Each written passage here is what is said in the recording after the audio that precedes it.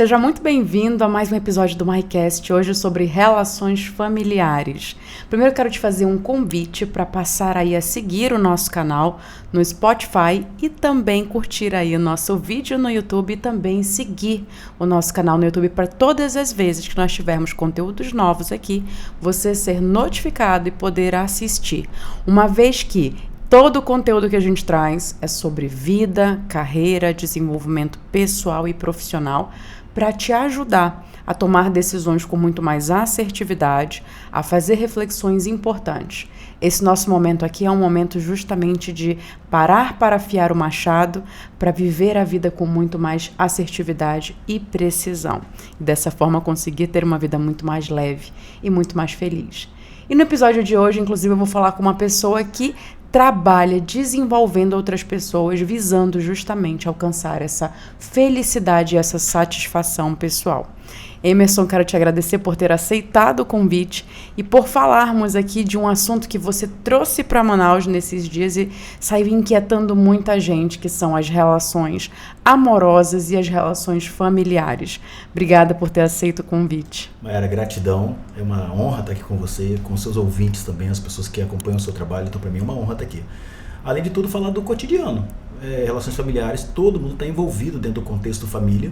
Mas a questão é como é que a gente lida com os papéis, como é que eles estão definidos dentro dessa estrutura que existe desde a mais tenra idade. A questão é como a gente está lidando com os desafios atuais, existem desafios atuais com novas configurações familiares. A ideia hoje também da internet que traz para as crianças uma nova percepção, então essa criança que está sempre hiperativa, hiperestimulada, como é que os pais lidam com isso, que geralmente transferem para os aparelhos delegam para os aparelhos algumas funções e isso traz prejuízos, e também nas relações onde a mulher hoje sai para o mercado, sai para os seus desafios, e o homem onde é que fica desse papel também. Então existem várias configurações, eu imagino que durante o podcast a gente vai estar falando um pouquinho sobre isso. E é interessante o Emerson falar sobre essa questão da tecnologia, porque a gente vai, inclusive, compreender que as relações de trabalho e as escolhas sobre as carreiras têm uma forte influência nas tecnologias. E isso parece óbvio, porque nas últimas 2 décadas nós tivemos um desenvolvimento muito forte das redes sociais, da conexão a nível mundial. Mas a gente está falando de algo muito mais sério. Eu vou te dar um exemplo disso. Outro dia, conversando com uma pessoa sobre trabalho, sobre carreira, ela me comentava o seguinte: Mayara, tinha uma moça que servia café perto de casa e ela fazia um café maravilhoso.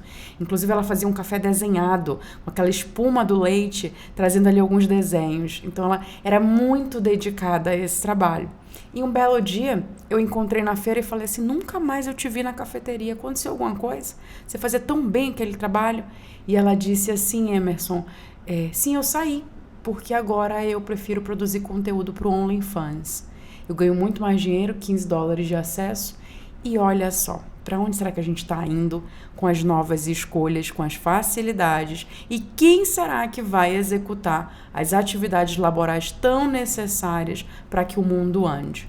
Então, abrindo aqui o nosso encontro de hoje, Emerson, eu quero trazer um pouco das inquietações que você andou provocando por aqui, pela nossa sociedade amazonense e outras pessoas também de fora. Manaus é uma terra que abraça muita gente de muitos lugares do Brasil pela Zona Franca de Manaus.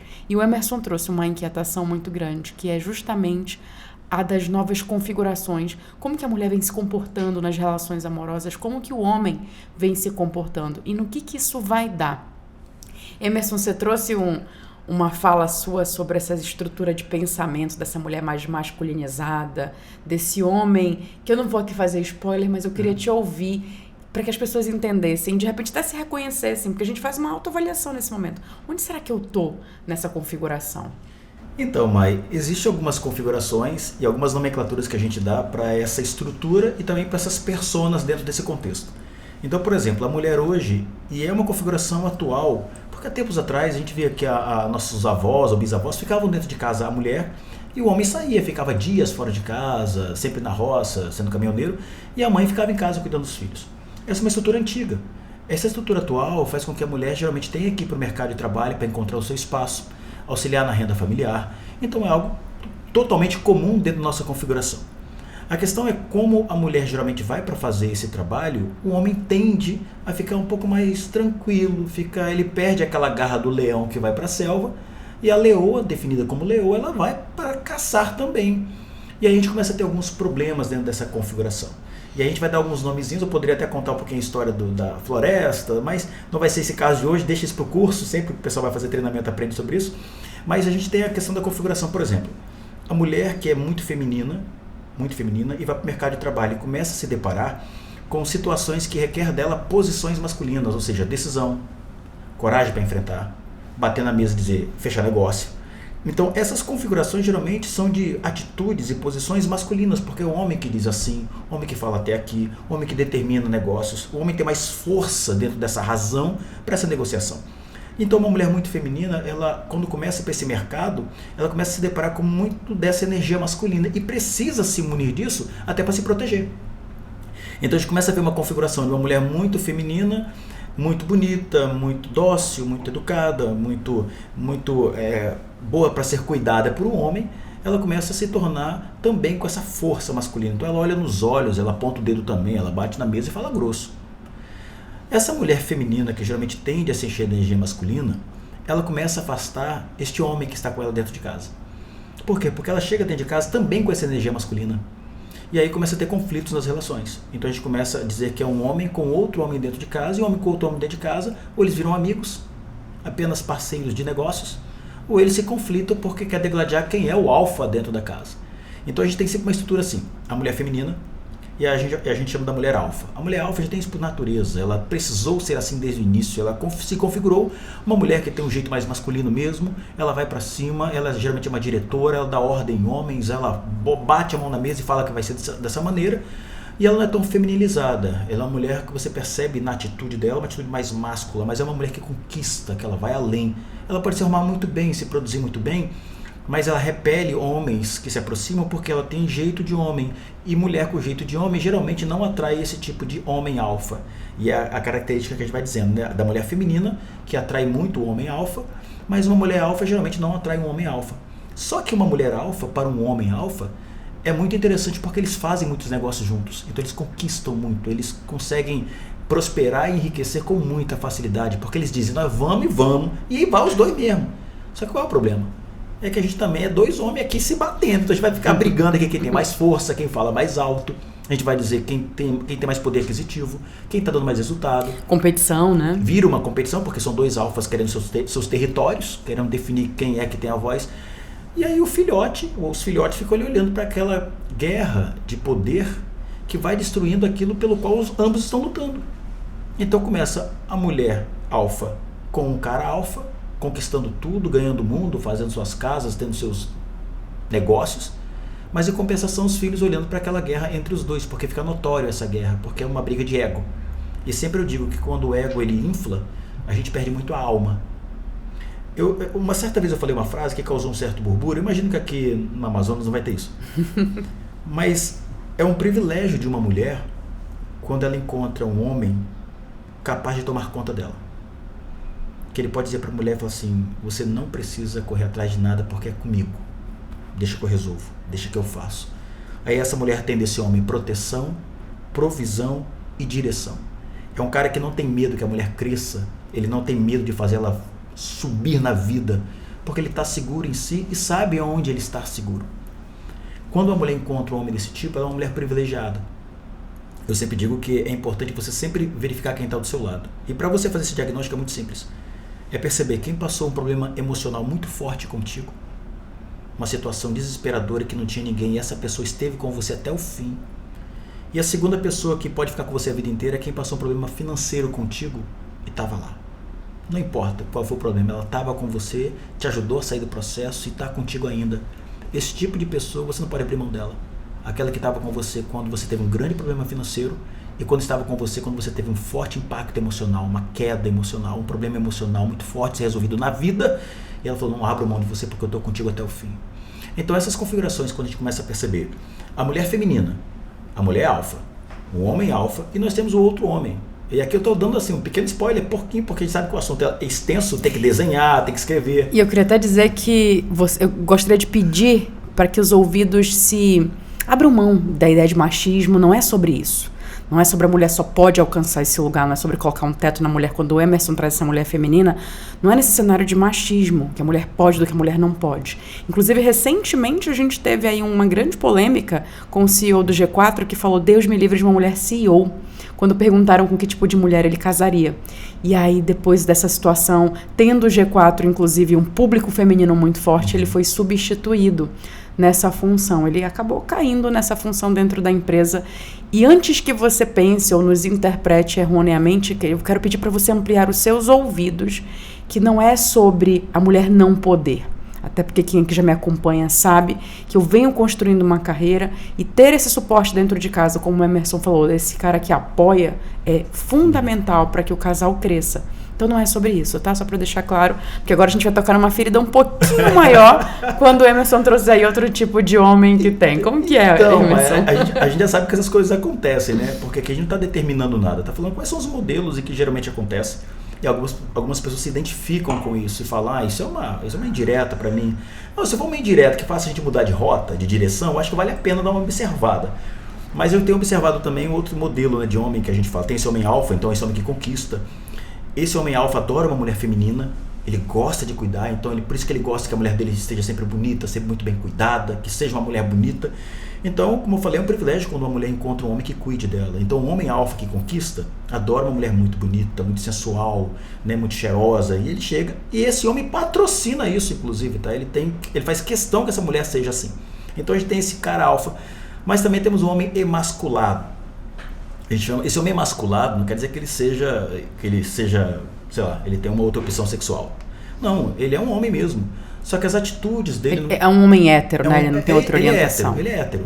Mas a atitude dele, o comportamento dele é muito pacato.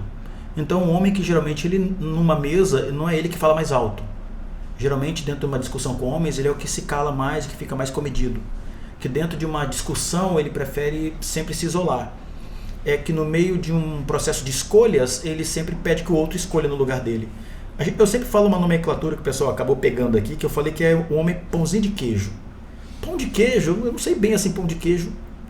Qual é o gosto do pão de queijo? A gente come assim, ele, às vezes alguns são mais durinhos, outros são mais molinhos, mas não, parece que não tem muito gosto. Depois de muito tempo, você já não quer, você come 2, 3 pão de queijo e fica enjoado. É exatamente esse cara que é muito enjoado, é o cara que empurra... Não que não seja gentileza, mas é o cara que empurra o carrinho no supermercado, que ele olha pacato nas coisas, que ele fala muito baixinho. Esse homem emasculado, a mulher que é alfa, para ela é muito bom. É muito bom para ela, porque ela vai pinta e borda, né? Ela pinta e borda, ela vai dar ordem, vai dizer o que tem que fazer, e ele vai simplesmente fazer sempre calado, sempre quieto, sempre com um olhar muito manso, muito sublime. Mas é um cara pãozinho de queijo, porque ele, na verdade, no fundo, ele é só um pau mandado. Essa é a palavra que geralmente dói. Não que não seja homem, não que não provenha a casa, não que não seja um bom pai, mas a atitude dele para uma mulher alfa é muito ruim, porque a mulher alfa quer um cara que conquiste. A mulher alfa quer um cara que direcione. A mulher alfa quer um homem que provê. Às vezes ele é até provedor, mas é pouco protetor. Às vezes ele é muito protetor, mas não dá direção, porque ele não tem voz ativa. Então o jeito, a forma, o comportamento desse cara pode gerar muitos problemas em uma relação quando a mulher é alfa. O interessante, Mayara, é que a mulher pode se tornar alfa, ela pode ter começado feminina e ter se tornado alfa. Por quê? Porque os adventos da vida, as necessidades da vida, ela precisou ir para o mundo. E às vezes até da própria relação, né? Ela vê que ninguém está ocupando aquele lugar, ninguém está chefiando a casa, né? Então vou chefiar essa casa aqui. Exato, e é comum. E quando a mulher assume o lugar do homem, a tendência do homem é se retirar. Ele se retira, senta no sofá e deixa acontecer. Aí a mulher começa a dizer: eu estou sobrecarregada, eu não suporto mais, eu não aguento mais isso aqui, está tudo nas minhas costas. Mas inconscientemente foi ela que escolheu. Ela tirou o cara do lugar, se pôs no lugar dele porque ele não fazia, então ela se põe no lugar, mas sofre as consequências. Como é que a gente ajusta isso? Dando para cada um e delegando para cada um as suas funções. Devolve para o cara o controle dele aqui, o meu esse aqui. Então a definição dos papéis dentro da relação é fundamental para que se equilibre dentro de um processo como esse. Então, por exemplo, homem alfa gosta de mulher feminina. Homem alfa quer uma mulher alfa se for para conquistar as coisas, para desbravar, para ser, mas vão ter muitos conflitos.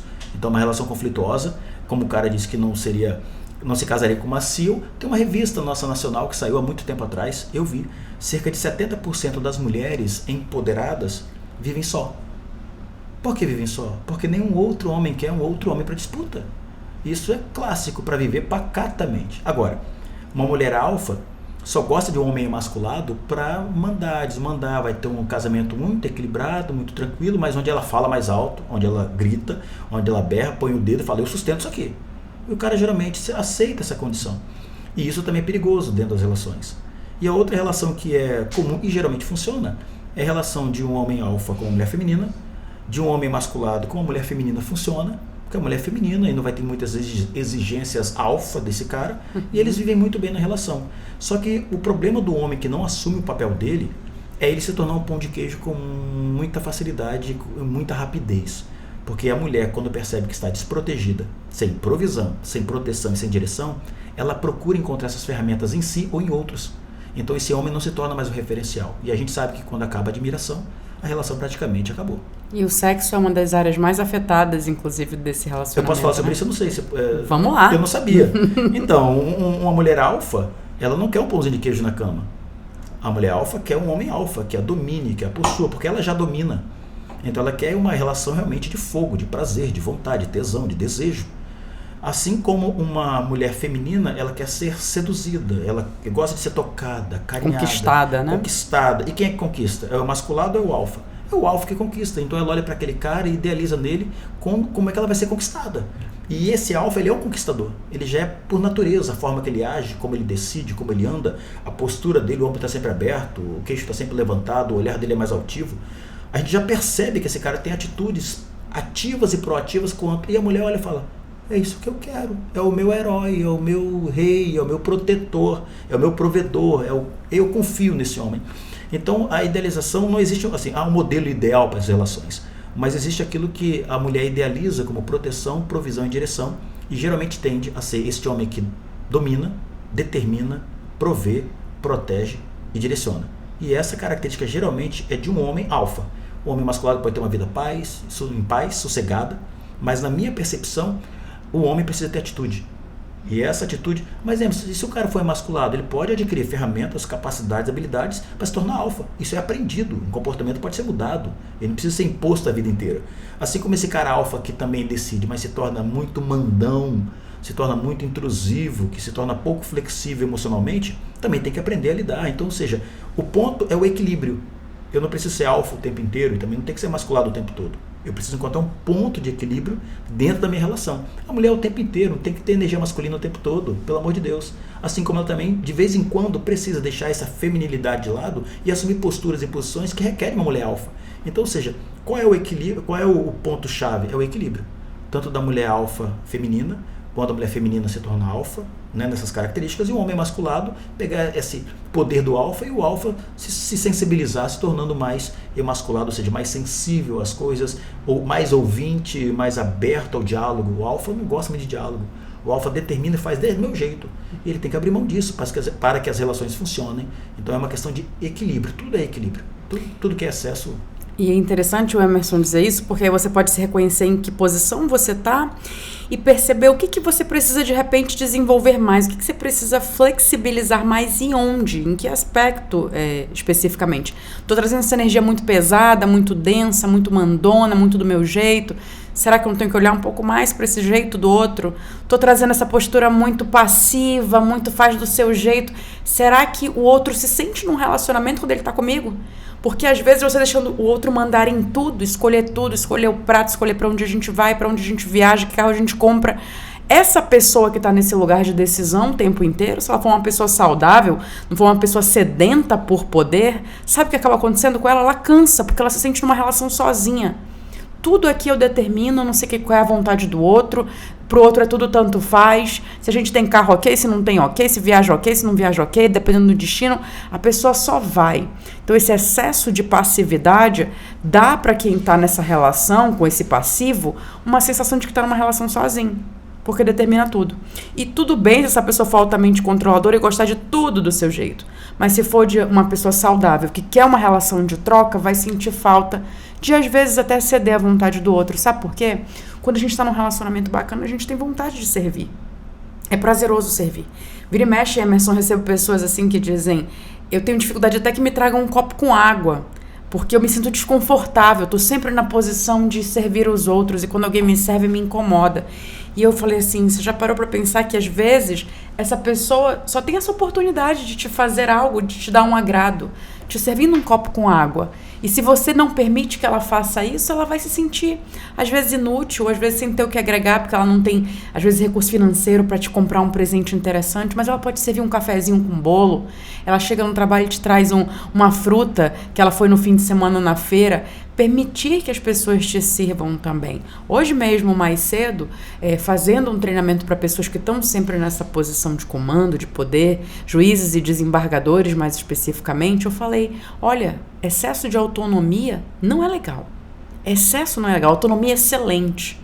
Se você conseguir, né, fazer que as suas filhas conduzam a vida de forma que você seja quase que uma figura desnecessária, no sentido de elas têm autonomia para encarar a vida. Se eu conseguir isso com os meus filhos, eu tenho 2 meninos aí, uma menina, nossa, seria uma mãe realizada. Mas se eu der autonomia demais, a ponto dos meus filhos acharem que eles têm que carregar o fardo do mundo e todas as demandas dos outros, eu vou estar errando como mãe, mostrando para eles que o excesso é que é o lugar que eles devem estar. Vou passar uma mensagem errada que eles precisam servir a todo e qualquer custo, custe o que custar, inclusive valendo a vida, valendo a saúde. Então, autonomia excessiva também não é legal, né, Emerson? Colaborando aí para essa tua fala de equilíbrio. Assim como uma outra fala sua sobre encontrar aonde essa relação funciona melhor. Nesse ajuste você e o outro. Quando eu fiz intercâmbio no Canadá, eu lembro que eu cheguei numa família de filipinos, porque eu não desejei uma família que fosse nativa. Eu falei, pra mim tanto faz, pode ser uma família nativa ou não. Então eu não peguei uma família de canadenses, peguei uma família de filipinos. E eu lembro de ir até a geladeira e ter um imã de geladeira dizendo assim, my husband is my boss, and he has my permission to say it so. Eu decorei essa frase porque ela me marcou muito e me marcou negativamente no primeiro momento. Ela dizia que o marido dela era o chefe dela e ele tinha permissão para dizer isto. Eu achei aquilo uma agressão, né? Construindo ali aquele mundo de ousadia, querendo meu protagonismo, custe o que custasse, dentro das minhas referências daquele momento. Mas em seguida eu comecei a olhar para a dinâmica daquela família, que funcionava muito bem. Os filhos sendo muito bem criados por aquela mulher, o pai indo todos os dias trabalhar, deixando o carro em casa, indo trabalhar de ônibus. No Canadá, por ser muito frio, os ônibus têm horário muito certinho, você recebe uma lista. Na época era uma lista, hoje deve ser tudo online. E ele sabia exatamente a hora que ele saía de casa, deixava o carro para a esposa para deixar os filhos na escola, levar para o esporte. E aquela dinâmica funcionava muito bem. E aí você pode olhar para aquilo e falar, nossa, que absurdo, essa mulher fez uma escolha por ficar em casa. E hoje eu vejo muitas mulheres, inclusive, desejando esse lugar, tá? Falando, eu queria tanto ficar 2 anos em casa com meu filho nos anos iniciais. É perfil, gente. Eu, Mayara, não tenho esse perfil. Eu, com 30 dias de gestação, estava trabalhando e morrendo de vontade de voltar a trabalhar. E é um perfil, nós não temos que julgar esse perfil. E nem o da mulher que quer ficar 2 anos em casa. E que sorte a dela se encontra um homem que entra em acordo com isso, né? Sim. E, Emerson, quando você olha para os filhos nessas relações, às vezes que são desequilibradas, aí, como é que eles ficam no meio desse cenário? Então, quando filhos olham para os pais, as suas primeiras referências, né? Filho olha para pai e mãe dentro dos comportamentos que eles possuem dentro de casa. Então, como um trata o outro, é a maneira que eles interpretam que devem tratar o mundo. A questão é quando você tem filho e filha, ou não importa, ele está olhando para o pai e mãe. Quando o pai e mãe começam a se distanciar através de brigas, discussões, os filhos ficam olhando para o vazio que é entre os dois. Então esse vazio, a criança começa a falar assim, qual é a culpa? É de quem essa culpa? Alguém está sentindo culpa? Alguém está fazendo eles se separarem? E como a criança não tem cognição para compreender essa separação, essa ruptura, mesmo dentro de casa, não estou falando nem de divórcio, estou falando de uma ruptura dentro de casa que acontece. Ela olha e começa, eu chamo a palavra de olhar para a morte, ela começa a olhar para baixo, ela começa a olhar para ela, achando que ela se sente culpada, então começa a ficar muito doente. Você começa a ver crianças ficarem com gripes, alergias, tosses, que vêm do nada, é só os pais começarem a brigar. E isso a gente identifica com muita facilidade dentro de casa. A gente precisa entender que a referência da criança é pai, mãe e lar, depois as outras estruturas. Então, a maneira que o menino aprende a tratar uma mulher é geralmente olhando como o pai trata a mãe. A maneira como eu honro o meu marido, a figura de um homem, é a maneira que a menina olhando para a mãe, como a mãe trata o marido. Então, através dessas percepções, as crianças vão fazendo uma identificação entre ela, a família e o mundo. Para, a partir daí, sim, a gente poder ter crianças mais saudáveis. A gente diz que adultos disfuncionais foram crianças disfuncionais. E a gente vai levando isso para a fase adulta. E aí vira esse monte de adulto, nós todos adultos, cheio de sentimentos e percepções infantis quanto à vida. Então as crianças ficam realmente perdidas porque ficam sem direção. Da onde que vem a direção? O pai fala, a mãe tira a ordem. A mãe fala, o pai fala, é do jeito que eu quero. Então essa tirada, essa tomada de ordem que o outro dá, da autoridade do outro, vai tornando as crianças extremamente sem direção, sem qualquer conceito. O que é pior é que elas acham que o mundo é igual à casa dela. Uma zona onde ninguém manda, desmanda, onde um põe e outro tira, onde um dá ordem, outro tira a ordem, e elas vão crescendo sem referencial. E ainda, por fim, os filhos percebem qual é o elo mais fraco da relação. Se é a mãe que cede mais quando pede, elas vão sempre na mãe. Se o pai vai dizer a negativa, elas dificilmente vão para o pai. E, gente, a criança ela desenvolve essa habilidade de uma maneira muito eficaz para garantir a sobrevivência. Você vê um bebezinho, às vezes, de 1, 2 anos de idade, já sabendo com quem que ele vai, o que ele vai conseguir, o quê. Que colo que vai, já percebe. A birra com quem que funciona. Exato, quem ele fica quietinho. A gente, lógico, sabe o nome disso que está por trás disso, né? É uma leitura semiótica mesmo. Mas a criança vai percebendo. Assim a gente também, signos, sinais, formas, jeitos. E a criança vai aprendendo isso e vai olhando a relação. Percebe que a relação é conflituosa, então as crianças tentam fazer de tudo para os pais se aproximarem. E quando ela percebe que ficar doente aproxima os pais, ela prefere ficar doente porque filhos morrem por amor aos pais. Então ela fica doente só para ver papai e mamãe juntos, porque vão cuidar, vai dar remédio, ficam mais unidos, se preocupam. Então a criança que está dentro de um lar conflituoso como esse, tende a também ser uma criança que vai se tornar um adulto conflituoso. E a gente está falando desse olhar para fora, né? Olhar para os nossos filhos, olhar para a forma como nós estamos criando eles, mas olhar para dentro primeiro, né? Onde será que falharam comigo? E será que eu tenho essas feridas saradas aqui dentro de mim? A gente não vai dizer talvez curada, algumas podem estar só cicatrizando, mas será que eu estou olhando para as minhas dores para não transferir de repente? Como a gente se pega, né, Emerson, repetindo frases dos nossos pais para os nossos filhos, e frases essas que em um dado momento a gente não concordava. Perfeito. E algumas delas são até realmente frases muito boas, são ensinamentos, e outras não são. São frases terríveis que trouxeram muita dor, mas a gente se pega repetindo. E o que é assim, complexo é que a gente acaba repetindo com os nossos filhos, não querendo que eles façam aquilo que a gente faz. E aí vai entrando uma incongruência, porque as crianças dizem, mas você está me pedindo uma coisa qual você não faz. Aí você começa a perder aquela autoridade. Mas muitos adultos hoje, por exemplo, viram para mim e falam, mas Emerson, no meu consultório é muito comum isso. Eu não consigo dizer eu te amo. Eu demonstro. E eu falo, mas o teu filho precisa saber. Ah, mas é porque eu nunca ouvi eu te amo. Eu falei, mas você não é mais aquela criança. Você é um adulto e precisa assumir que a partir de você tudo pode mudar. Eu sempre digo, né, se nós fomos machucados até hoje, para que eu preciso continuar me machucando e machucando os outros que vêm após mim? Então, se eu sou a resposta da minha casa, se eu sou a resposta da cura, por que não reverberar essa resposta? Do que eu ficar dizendo, eu não sou assim porque não fizeram comigo, eu não consigo dar o que eu não recebi. Cara, então aprenda, adquira capacidades, treine suas habilidades para ser diferente. Você não pode fazer com que teus filhos ou netos paguem por aquilo que você hoje sabe que pode mudar. Então o maior desafio é realmente olhar e perceber que de certa forma, de maneira direta ou indireta, nossos pais falharam conosco. E a gente continua executando as mesmas falhas, mesmo não querendo falhar. Ou seja, nossos pais foram crianças como nós. Exato. E perceber, inclusive, que os nossos pais tiveram acesso a muito menos recursos. Hoje você tem chat GPT, você tem Google, você tem...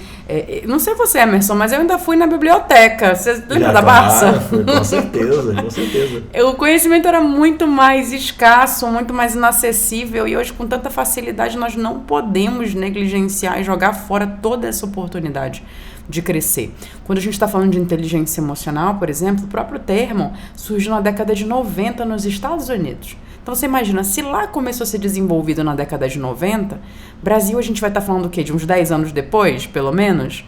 Então, quer dizer, tudo muito novo. Entender que nós podemos gerenciar as nossas emoções é tudo muito novo. Inclusive tem os filmes, né, Divertidamente 1 e 2, que trazem uma grande instrução, que é legal você levar seu filho, apesar de eu brincar que não é um filme de criança, é desenho, mas não é filme de criança, é filme para adulto, fala de crenças, fala de emoções, fala de comportamentos inadequados, fala de como os nossos pais lidam com as nossas demandas, como que é a adolescência. Hoje nós temos tanto conteúdo bom que você pode oportunizar para o teu filho, para você mesmo, mas olhar para as nossas próprias dores. Onde eu estou errando? no que eu estou repetindo, né? Pra gente parar de, como você falou, eu preciso interromper isso em mim. Eu costumo dizer, você vai ser a geração da repetição ou você vai ser a geração da mudança? Você vai ficar repetindo aonde falharam com esse discurso pobre, um discurso empobrecido, de ausência total de recurso, de dizer, mas me criaram assim, mas eu não recebi um eu te amo. Eu lembro do dia que eu falei eu te amo pela primeira vez sem dor, e é muito recente. Eu tenho 39 anos e há 14 anos eu falei pela primeira vez sem dor, porque eu te amo pra mim era uma frase doída demais. Eu entendo esses seus pacientes que chegaram no consultório falando eu não consigo falar eu te amo. Pelo meu abandono paterno, dizer eu te amo para um homem era esquisito. Se nem o pai teve essa relação, imagina um namorado, que é muito menos importante, figurativamente falando, na vida de alguém do que um pai. E quando meu filho surgiu na minha vida, o Nicolas, com 14 anos, eu dizia tanto eu te amo que eu me achava esquisita no início, depois eu vi o quanto aquilo era bom, e depois ele desbloqueou essa fala de demonstrar afetividade por meio do discurso. Então olhar pra gente, né, Emerson, pra ver como nós podemos ser a geração da mudança. Traz aí alguma estratégia pra galera que tá ouvindo a gente. Por onde a gente começa? Tem gente que às vezes está tão ali perdido, com tanto estímulo, tanta informação, que até tem dúvida de por onde que eu posso começar a olhar para dentro e perceber que reparação eu preciso fazer na minha história para não repetir com os meus. Boa pergunta. A gente precisa primeiro deixar o que passou onde passou. Se abraçar, se aceitar, se proteger, se blindar. Porque nós, se continuarmos andando hoje, culpando aquilo que houve no passado, a gente não consegue ir para o futuro. A gente não consegue nem viver o presente, porque o passado ele sequestra. Então a gente fica cheio das dores que sofremos, cheio das dores que provocamos, cheio das dores que temos. Se a gente não deixar o passado no passado, a gente não consegue prosseguir. Existe uma limitação. Então eu preciso primeiro, estrategicamente, me olhar. Eu preciso me blindar e entender de que aquilo que já foi, já foi. Mas o que eu faço daqui para frente? E isso pode ser, inclusive, uma técnica aplicada de maneira... Eu posso ensinar essas coisas? Claro, por favor. Extremamente de maneira simples. Eles podem, por exemplo, se desejarem ter uma conversa séria consigo, tirar 10 minutos de folga no momento em que não tiver ninguém, num lugar muito tranquilo, muito seguro, muito calmo, pode ser o próprio quarto, em que ele consiga se projetar na frente de si ou ele consiga se olhar no espelho. Se olhar no espelho e perceber quanto tempo passou. De olhar no espelho e perceber as marcas, as cicatrizes, as rugas que apareceram, e de que você não é mais aquele menino abandonado, não é mais aquela garota que foi deixada, não é mais aquele garoto que ouviu você é burro, que você não é mais aquela menina que a sua mãe disse que você não valeria nada, e se abraçar novamente, porque parece que você fica dissociado dos seus sonhos, dos seus objetivos, parece que aquilo está tão distante de você porque você continua acreditando naquela voz que está aí no seu ouvido dizendo que você não vale nada, que você não vai dar em nada. Aí é um adulto de 30, 40 anos parado na vida. Então ele precisa voltar a se abraçar, se olhar, se perdoar por tantas escolhas erradas. Então é se olhar no espelho mesmo, como a gente está se olhando aqui, se olhar no espelho e se encarar, falar, Emerson, quanto tempo passou, né, cara? Vários sonhos e objetivos seus ficaram para trás porque eu fui o culpado, eu guardei raiva, rancor, paralisei você, era para ter aproveitado aquelas oportunidades, não aproveitei. E começa a olhar para mim, bem dentro do espelho, e se perdoar. Não há perdão de mim para com outros se não houver perdão de mim para comigo mesmo. Eu continuo sendo rancoroso. Eu preciso me perdoar por escolhas erradas, eu preciso me perdoar por oportunidades perdidas e saber que daqui para frente é diferente. Então, primeiro, eu me perdoo, eu perdoo aqueles que para mim, de certa forma, tinham uma certa referência, mas eu não consigo mais ter acesso. Então, às vezes, eu não consigo perdoar o meu pai por ter me chamado de idiota. E aí, todas as vezes que eu estou numa reunião de família, aquela porcaria vem na minha alma como se fosse um sedativo, algo paralisante. Eu fico realmente paralisado, inerte na vida, porque eu não consigo perdoar aquela pessoa do qual eu vim. Então, perdoar a si mesmo por tantas escolhas erradas, perdoar a si mesmo por tanto sentimento mesquinho e infantil, e começar a ser grato. Então, primeiro, perdoar a si mesmo. Segundo, perdoar quem te sacaneou, quem te feriu, quem te magoou, que de alguma forma, direta ou indireta, talvez sem saber te feriu. Deixar essas pessoas irem, seguirem o próprio destino. E terceiro, se comprometer que a partir de hoje isso muda, que eu vou ter uma postura mais amorosa para comigo, para com as pessoas. E a porta de tudo chama-se gratidão. Gratidão é a porta que joga você numa sala chamada prosperidade. A gratidão abre portas. Existe terapia da gratidão, você acorda de manhã agradecendo. Primeiro pelo dom da vida, segundo por existir. E eu só existo porque aquele homem, aquela mulher, algum dia, aquele pai, aquela mãe que eu não perdoou, me botou no mundo e eu só existo por causa deles, no mínimo grato. Então a gratidão abre portas, a gratidão cura feridas, a gratidão é tudo. E junto da gratidão, e é até mais forte, chama-se perdão. Não tem como prosseguir na vida sem perdoar. Falta de perdão é se colocar na prisão e engolir a própria chave. Não perdoar é todo dia se tornar escravo e algoz de si mesmo. Porque perdão, a gente dá perdão para quem contraiu conosco dívidas impagáveis. Não sai perdão, perdoa você. Não, é aquela pessoa que não tem como te pagar o que te feriu. Não tem como voltar no tempo, não tem como. E perdão você dá exatamente para isso. E aí chega um cara bem sem vergonha, um discípulo de Jesus chamado Pedro. Aí ele chega logo assim, ô Jesus, Senhor, quantas vezes eu devo perdoar o meu, quem me sacaneou, quem me feriu? 7? Ele já põe o número, que ele falou, é isso aqui, né? Tem um limite, né? É 7? Aí Jesus vem com toda a sua sabedoria, fala, não, eu não te digo 7, mas 70 vezes 7 no mesmo dia. Toda vez que ele vier te pedir, esteja aberto, não guarda isso. E aí a Bíblia, que é um livro histórico, né? Eu gosto muito da Bíblia por ser um livro de sabedoria milenar, ela vai trazendo vários ensinamentos, inclusive sobre o perdão. Eu não consigo nem rezar o Pai Nosso se eu não perdoar. Eu não posso nem orar aquela frase que diz, perdoa as nossas ofensas, assim como eu perdoo quem me tem ofendido. Se não tem perdão de mim para com o outro, não tem perdão de Deus para comigo. Isso é muito simples. E a própria Bíblia diz isso. Se vós não perdoardes os homens as vossas ofensas, o vosso Pai Celestial não vos perdoará a vós as vossas ofensas. É sine qua non, não tem nem objeções. É isso aqui e acabou. Então, para eu começar a mudar a minha perspectiva de vida, as minhas performances, liberar meu cérebro para aquilo que de bom a vida tem, eu preciso me perdoar quem me sacaneou. Eu preciso olhar para frente, decidir comigo que a partir de hoje isso muda, ser grato na vida, grato, perdoando e perdoado. Não tem receita mais forte do que essa. E é interessante quando a gente fala de gratidão, porque é muito fácil a gente agradecer pelas bênçãos, pelas coisas maravilhosas que acontecem, pelo carro novo, pela comida na mesa. Mas será que a gente consegue agradecer no dia do perrengue, que o dinheiro tá curto?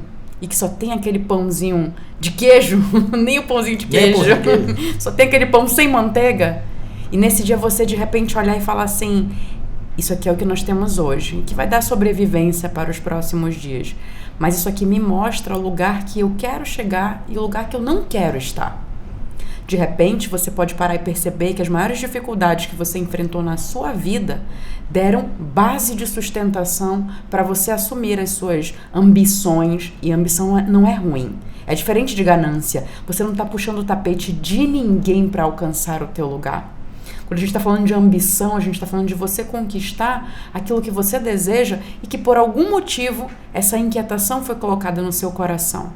E você não tem que se sentir mal por isso, desde que você construa com bases sólidas, com ética, com integridade o seu lugar. E nesse momento, quando você fala de gratidão, que a gente para e pensa, né? Tá num hotel bom, numa viagem legal, num carrão, muito fácil da gente agradecer. Mas é aquele dia, eu tenho uma cena na minha cabeça, Emerson, que minha mãe comprava pão na taberna, fiado, quando a gente comprava pão, manteiga, essas coisas baratinhas, kisuke. Kisuke era meio quilo de açúcar no kisuke, né? E eu tenho uma lembrança de certa vez, ela pediu pra eu ir lá pegar o pão, e eu cheguei lá, minha mãe tava no trabalho, e eu tava ali com 12 anos, 13 anos, e o taberneiro falou assim, eu não vou liberar o pão, era R$1 de pão, nunca esqueci, a gente já chegava assim, eu quero R$1 de pão, porque na pobreza você não fala assim, me dá 10 pães, que você tem medo de 10 pães, hoje tá R$2, R$2,50, então como você já vai com o dinheiro certo, você já bate pelo valor. Então eu falei, me dá R$1 de pão. E ele falou, não vou dar porque sua mãe não pagou a conta, o fiado na taberna, e minha mãe não tinha pago porque não tinha dinheiro, né? E eu lembro de voltar pra casa com muita vontade de chorar, pensando, minha irmã tá lá esperando pão, eu não tava nem pensando na minha fome, eu tava pensando na minha irmã, que tinha ali 8, 9 anos de idade, eu falei, minha irmã tá com fome, é de 3 anos, tá com fome, como é que eu vou chegar sem pão? Só que hoje eu olho pra isso e falo, gratidão, porque eu olhei pra cenários e falei, eu não quero repetir isso com os meus filhos, eu não quero repetir momentos como esse que nos faltou o essencial. Minha mãe até brinca, fala, mas nunca faltou comida, nunca passou fome. Eu falo, mas aquele dia o pão não tinha. Não tô nem falando do kisuke, tô falando do pão não tinha. Mas hoje eu consigo ser grata a isso. Claro que naquele momento, às vezes que tá na tempestade, talvez você não consiga agradecer naquele momento, porque nós somos humanos demais para compreender essas mazelas, né, ou essas dificuldades da vida. Mas assim que passa, olha para isso e extrai o aprendizado. Como que eu vou conseguir ser grato a situações difíceis? Extraindo o aprendizado dessas situações.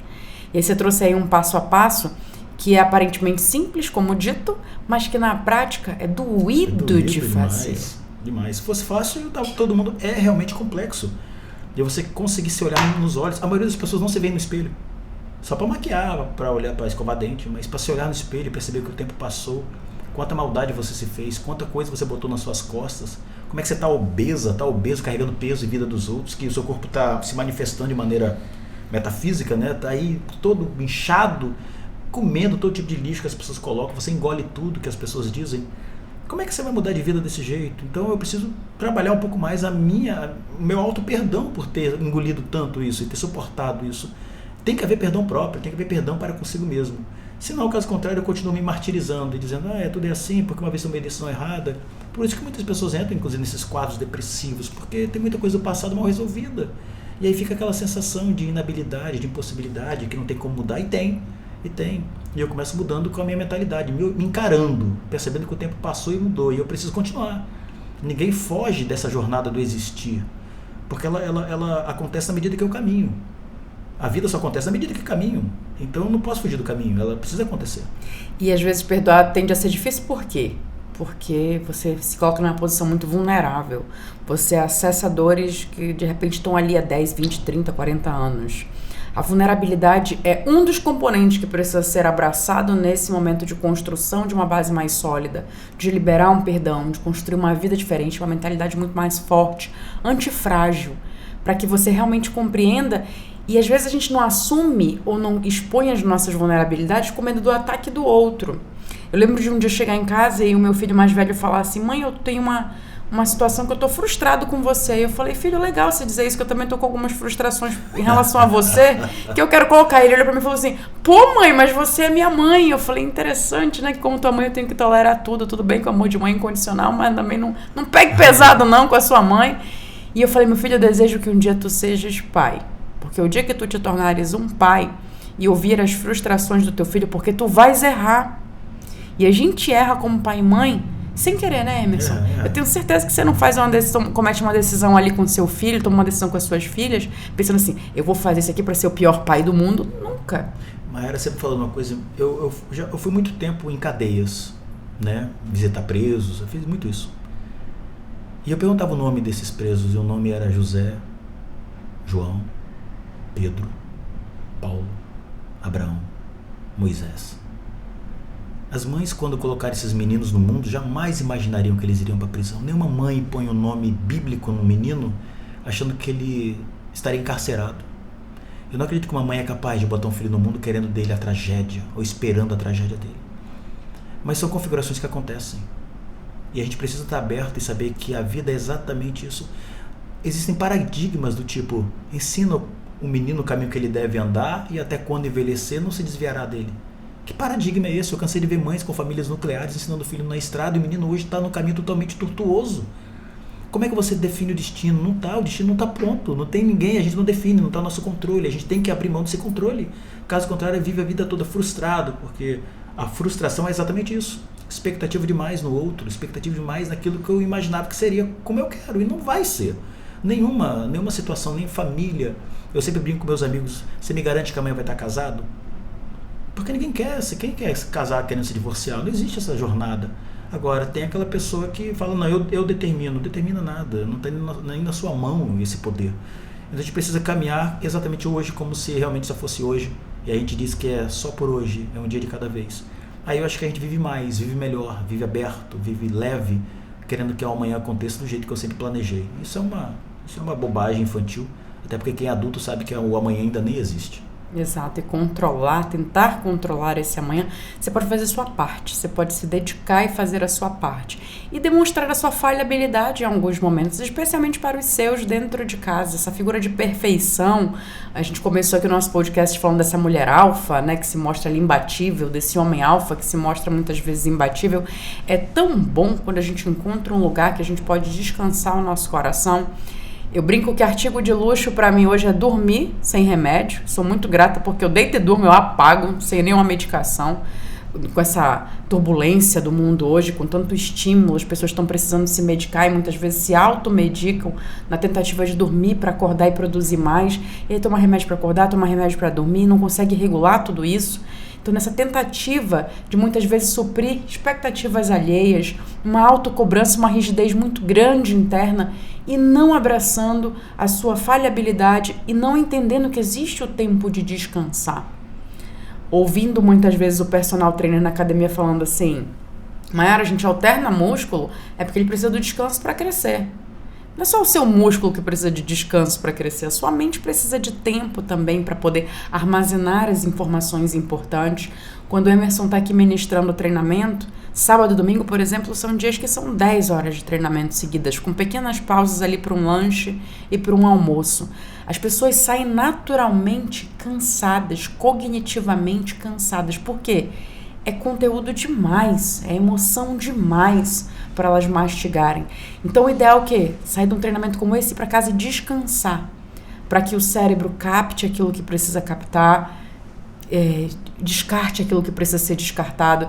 E é interessante o relato da maioria dos alunos, né, de, nossa, eu apaguei, cheguei em casa e apaguei, parecia que eu estava carregando pedra, porque realmente, cognitivamente, você mergulhou dentro da sua cabeça, você explorou, você ressignificou, você reestruturou. Só que só faz isso aquele que abraça a falhabilidade. Aquele que não abraça nunca vai sentar numa sala de aula para aprender sobre si. Aquele que não abraça nunca vai sentar na cadeira de um consultório buscando uma melhora. E aí perde a oportunidade de administrar os seus pontos cegos, porque todos nós temos aquilo que você não está vendo que o outro consegue enxergar a seu respeito. E você pode, às vezes, desenvolver isso. Quando eu digo às vezes, coloco essa dúvida, é porque vai depender de para quem você vai perguntar. Você pode desenvolver uma maior expansão de si mesmo perguntando do outro um feedback sobre você. Assim você reduz seus pontos cegos. Mas escolha para quem você vai perguntar. Escolha para quem você vai entregar a sua vida como análise. Não entregue na mão de qualquer pessoa, não entregue na mão de qualquer terapeuta, seja criterioso. Você não entregaria a sua boca para um açougueiro extrair o seu dente.